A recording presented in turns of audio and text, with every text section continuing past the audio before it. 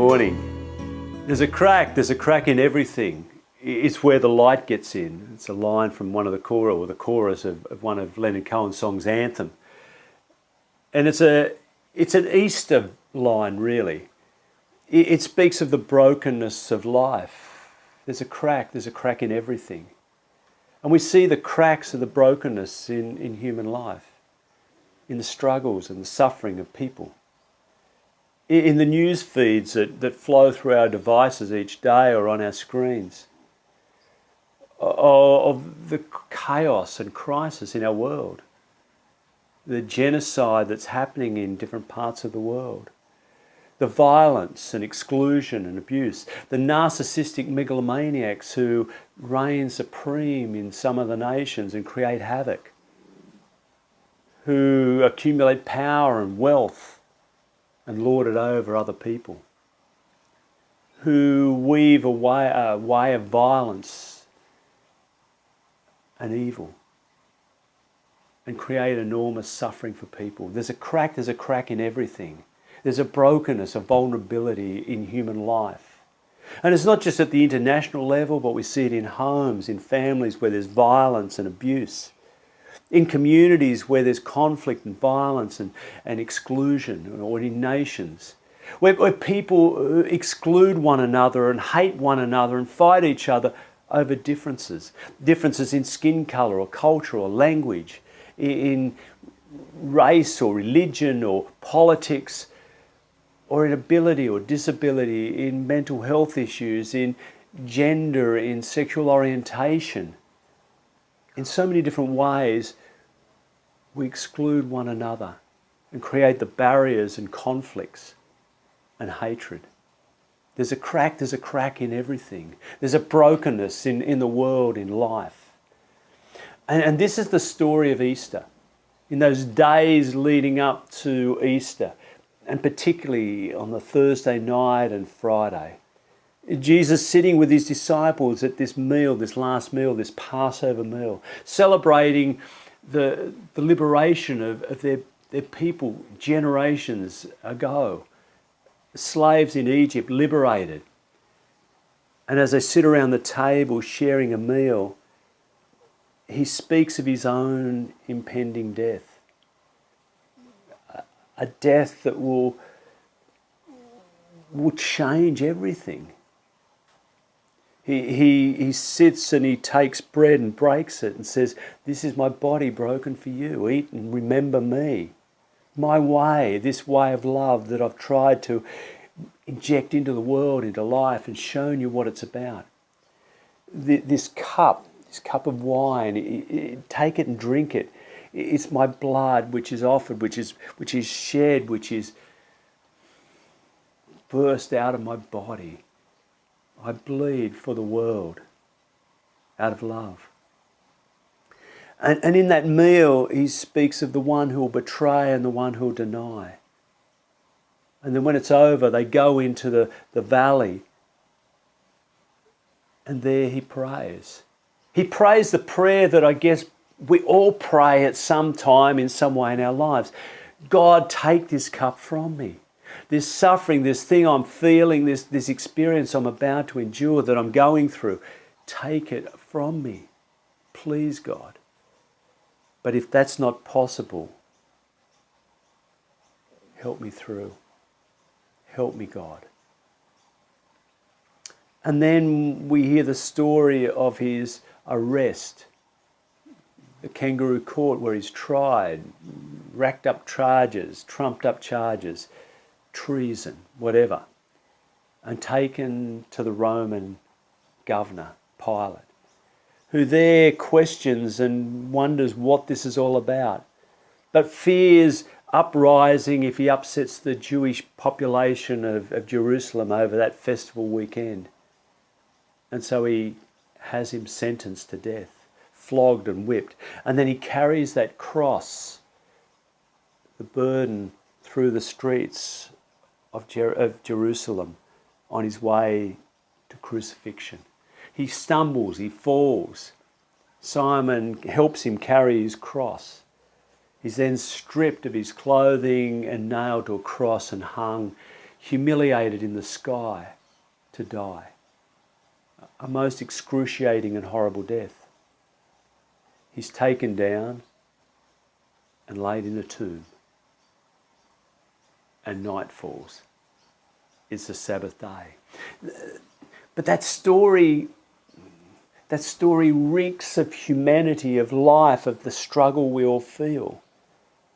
Over many years, I journeyed with Doug Purnell, a Uniting Church minister and artist, who initiated this Stations of the Cross art exhibition, based on the traditional Stations of the Cross by St. Francis many centuries ago.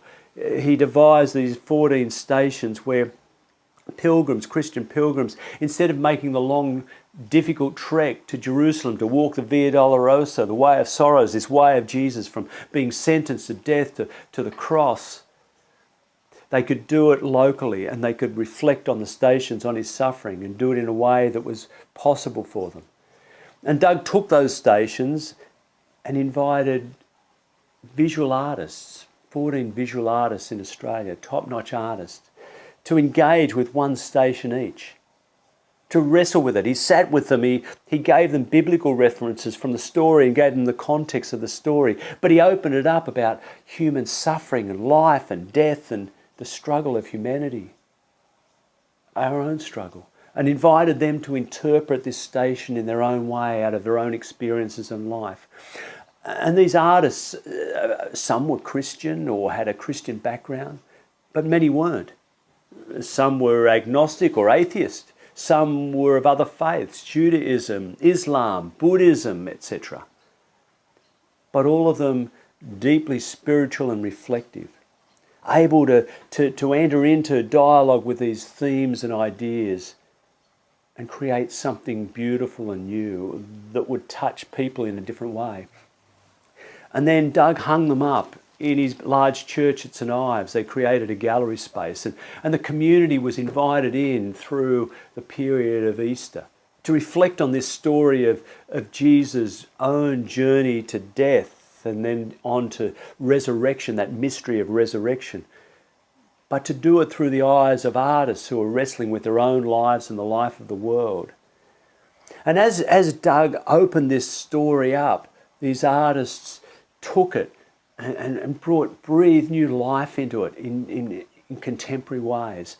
And when Doug finished at St Ives, retired, moved back to his home in Northmead, we collaborated with the local high school, Northmead Creative and Performing Arts High School, and created a gallery space in their hall for their own students to use through the year and for this art exhibition. And there it continued. And what I discovered was, when this story is broken open, when it's taken out of the church culture, when it's taken out of the defined ways in which the church holds it and grabs it and holds it closely, it's broken open and allowed to breathe in the life of the world, we hear it anew. There was one artist, Jenny, who her station was Jesus is sentenced to death. And as she reflected on this story and his own, what that meant of being sentenced to death, the grief, what that meant, she would put in touch with her own feelings and own experiences of abuse as a young person, and how that abuse was like a death sentence for her. She entered into his experience and understood her own in a deeper way. And then in another exhibition, Jenny again received another station. This time, Jesus carries his own cross. And as she wrestled with what it meant to carry this heavy cross, this battered body carrying the cross, she recognised the cross that she bore as a woman, as a young woman artist in the 1970s, where she was one with great talent and entering prizes and getting to the final stages but not winning. And of one of the judges coming to her afterwards and saying, you should have won that. You were the best artist. But you're a woman and they couldn't give it to you. And how she experienced this persecution and oppression, this struggle because she was a woman, and lost out in so many different ways in that era of her life, and nearly gave up art. And when she wrestled with Jesus carrying his cross, she understood the cross that she bore. And she looked around and saw other women, current women, who were bearing the cross of being female in a patriarchal world. And she put them under the cross, trying to lift it up. And on top were men who were responsible in some ways for pushing down and making life harder. Jenny, in so many ways, and all these artists bringing their stories and their life experiences and their cultural experiences and their homelands when they came from other places to bear on this story of Jesus and open it up so that it spoke into so many different contexts and ways into the life of our world. Speaking of the brokenness, there's a crack in everything. And I realised that's where the light gets in. Because as this story was broken open, as we see the story of Jesus falling, stumbling, of his face being wiped, of him meeting his mother on the way, of him being stripped, hung on a cross, of his mother holding him at the foot of the cross, his broken, dead body, of him being laid in a tomb. These are the stories of our world, of life. And as we looked into these cracks, a gentle light started coming through. And we get to that last station of resurrection. And we don't know how to express it, how to deal with it. Only art and poetry and song, music can fully contain, well, not contain, but express something of the mystery and the wonder of these stories that happen, of an experience of this Spirit of the risen Christ that brings transformation, of Paul who is blinded by a light and hears a voice, and in that experience is transformed. His mind is opened up, his being, his spirit, he sees differently and anew. And so many stories in the biblical writings, but in people's lives, where the light of God's love has entered in and has broken open and brought hope and life. In the midst of suffering and death and hopelessness, God's love and life has sustained and held and embraced. And this story we see is a story for the world. When we go to that art exhibition, and the communities, their people, all sorts of people are there looking and engaging and hearing in these stories their own story, their own life, their own struggles. And gaining an awareness that it's in the brokenness that God is present. That in the Easter story, the story of Jesus, God enters into the brokenness of the world, experiencing it, holding it in his own body. But then there's light that will lift us up and bring hope.